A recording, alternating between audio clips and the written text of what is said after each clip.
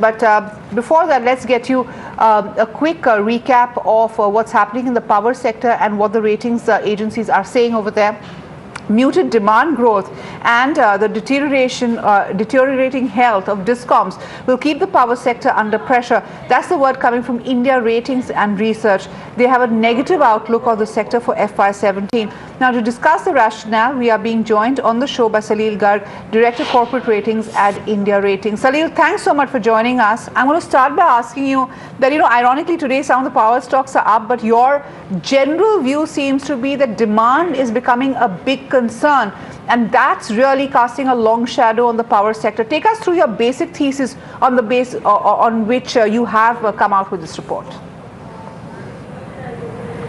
Well, the first pillar is that at this point of time, generation capacity is not a constraint. We have added 90 gigawatts of coal-based generation capacity in the country in the past 6 years.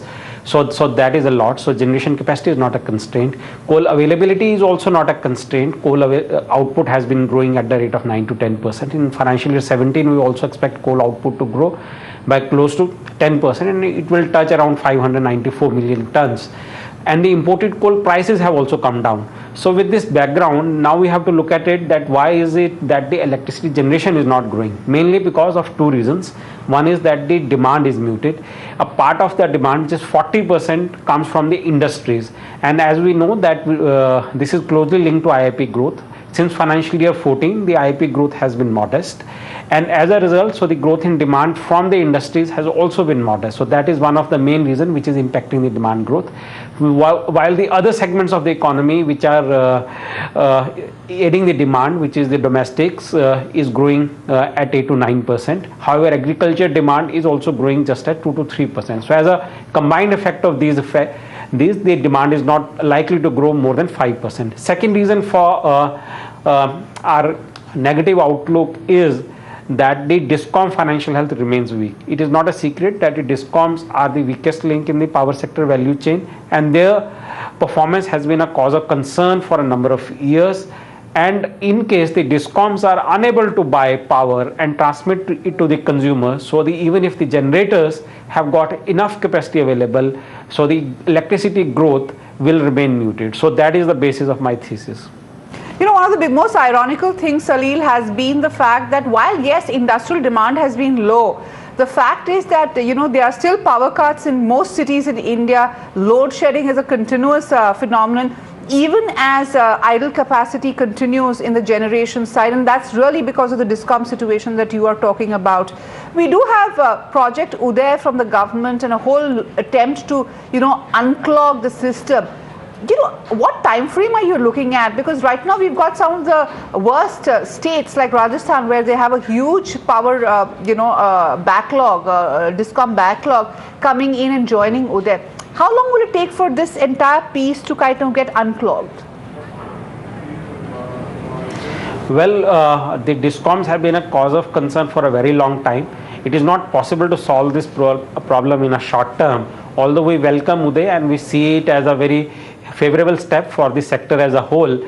But to answer your query that how long will it take, I think it will take minimum 3 to 5 years for the things to fall into place.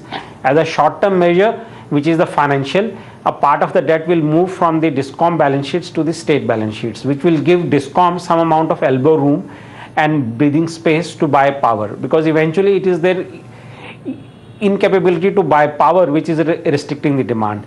As you have mentioned, the state of Rajasthan, apparently that has got a debt of 80,000 crores on its books, and given its current situation, it is unable to service the debt. On an all India basis, the discoms make a loss on every unit of power sold, up close to 1 rupee. So as long as they continue to make losses, their capability to buy power will be limited. In the past, these losses have been funded either by the state government subsidy or by loans from the banking system. I understand banking system is not keen to lend further to fund these losses, and states have also got limited fiscal room to give subsidies to fund these losses. So the solution for the discoms in the medium to long term remains is to become internally more efficient, because in the past 3 to 4 years they have tried to pass on these losses through tariff hikes to the consumers. But if you look at data, the tariffs for the industrial and domestic consumers have also gone through the roof. the NTPC's average cost of generation is now 3 rupee 30 paise, as against the industrial tariff in some states is touching 10 rupees, which means there are 3x increase in the tariff once power leaves a power station and reaches the consumers. So eventually there is some amount of a pushback from the consumers. So we believe that the scope to increase tariffs for the DISCOMs is limited, and the solutions under the Mission Uday lies in improving the internal efficiencies. That is the focus of the Mission Uday. Fair enough, Salil. I've got a couple of questions. So it will. I've got a couple of questions, so I request you to be a little brief in your answers. My next question to you is that many of the generating companies, Salil, and many of them are listed in the markets, have very high leverage, which is a legacy of the period where they actually expanded generating capacity and really made some bets in the market. Now, my question to you is that if the pain is going to continue, how long is it going to continue, and B, what happens to these companies, especially from a ratings agency standpoint? I'm sure you've done the math. Right, you are very right that the leverage on some of the power companies is high, and that is a legacy of the capex which they have undertaken in the past 4 to 5 years. They expected this deleveraging to happen on 2 accounts. One, because of the robust sector demand. Secondly, because of the robust merchant power rates, because part of their capacity was not tied under long-term PPAs. On both accounts, as we are seeing that the PLFs are at a historic low. For thermal power plants, PLF are at a 62%, whereas most of the math for a new power sector plant is done at 85%. So you can see that difference between 85 to 62%. As long as utilization levels remain low, it will be difficult for them to deleverage in the short term. Second is the merchant power rates. When most of this capacity was being set up, the rates were close to 4 to 5 rupees. Now the merchant power rates are 2 to 3 rupees. So as long as that gap also remains, it will be difficult for them to achieve the projected profitability. However, on the rating space, we do not expect rating downgrades, because a number of these power sector generators have got their ratings or have got their long-term PPAs. They are operating in a regulatory framework, and they are able to pass on all the reasonable costs through tariffs, and they are able to pass on also their fixed charges to the DISCOMs. Those generators who do not have long-term PPA, where the DISCOMs are wary of signing 2-part long-term PPAs, for them the pain will continue for the next 3 to 4 years. Fair enough. Hold your thoughts, Salil. We'll head into a short break. We'll come back and talk about the other parts of the power pie, really, from the trading companies, Power Trading Corporation, to the transmission companies like Power Grid, the solar piece and the hydro piece, where we've seen a lot of action. We'll come back and talk about all of that. Stay tuned.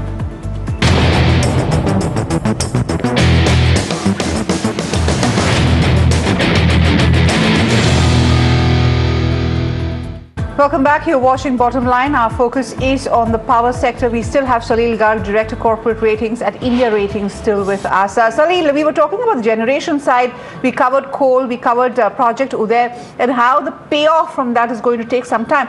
But I'm going to come to the larger piece, the Power Trading Corporation, the Power Grid, and the entire ecosystem of transmission, distribution, and also, then we'll come to the other forms of power like hydro and gas-based power. But what's the outlook over here in the entire ecosystems outside generation and the DISCOMs themselves? Well, the outlook of the entire ecosystem would depend, one, on the demand, as I discussed, that the demand is quite muted, and would also depend upon how strong or how good the liquidity is. And the liquidity in the ecosystem depends on how strong and financially viable the DISCOMs are. As long as these two risks remain, so the entire ecosystem remains at risk. However, that is not to infuse any fear, because a large part of the capacity is still regulated, and the regulation is fairly transparent, reasonable, and strong. And that part of the ecosystem will continue to operate normally or Right. Salil, are you with us? We seem to be having a problem with the link with Yes, Salil. I'm with you. Yeah, please go ahead. So that part of the system, which is regulated, which is operating under a return on equity basis, that part of will remain strong. However, It is the recent investments which is mainly based upon the assuming very high merchant power rates, which do not have long-term PPAs, which will have a trickle-down impact on rest of the sector, and the DISCOMs impact not only the generators but also the transmission companies, also the power traders, because eventually they are an important link to the liquidity in the entire system. And as the banking system also has lent a huge amount of money to the entire ecosystem, there again the viability or the profitability of the DISCOMs, which again is dependent upon the mission Uday, will get impacted because of the financial health of the DISCOMs. So we see DISCOMs improvement as the key area going forward, which can impact the various parts of this ecosystem. Right, and of course, so DISCOMs are the elephant in the room, so to say. I'm going to shift to gas-based plants. With the access of cheaper gas from the Middle East, there has been a lot of activity in stocks like GAIL, Torrent Power, a lot of the gas-based, power companies. What's your outlook over here? Is there finally some ray of light for these companies? Well, the gas-based power plants are operating at very low PLFs, and part of that operation is coming out of the government subsidy. But once that government subsidy runs out, it will be very difficult for the gas-based power plants to maintain their PLFs even at the current levels, despite the decline in gas-based prices, because gas vis-a-vis coal is fairly expensive and they are being priced out. That is why no new investments in gas-based power plants are taking place. Even the existing investments, despite the government subsidy, are not doing very well. I don't think they are in a position to meet their debt servicing requirements in the medium to long term. It's only in the short term that there is some traction because of the government subsidy to the gas-based system. What about hydropower? Again, there is a lot of excitement around it, with the government looking at auctioning some big hydropower. At least news reports suggest that. There's also some consolidation that we've seen with stronger hands getting into it. What's your outlook over here? Well, I do not share the same optimism on the hydropower investments, as we have seen that hydropower implementation risks are very high. The construction risk is an open-ended risk. The time and cost overrun can ruin the ROAs which one would have planned. That is why we have seen very limited hydropower addition in the past 5 to 7 years. I understand that the investor interest in the new hydropower plants remains muted. Even some of the existing investments in hydropower, the bankers and the developers are struggling how to make them viable, and part of them could have even gone to the STR system. Hydro and gas-based power plants, I do not think are attracting much investment, or are not likely to attract much investment in the coming period. Rather, as you know, that the more traction is towards the solar side. Okay, solar of course has got a new boost because of the government as well. But we're running out of time. I'm going to ask you a very quick question, Salil. Operationally, power is looking stressed because of the DISCOM woes and the lack of demand. Financially, it's looking stressed because of the high leverage. Given that we don't see visibility of anything improving, are you at India Ratings continuing the ratings call that you've had on the sector, or are you going to revisit it and perhaps give it a far more negative outlook, or do you think it's all priced in right now in your current rating? Well, we continue to review our ratings from time to time. We maintain stable ratings on most of the entities which we rate, and as I explained, those ratings are stable mainly because of the regulatory framework or because of the central and state government ownership.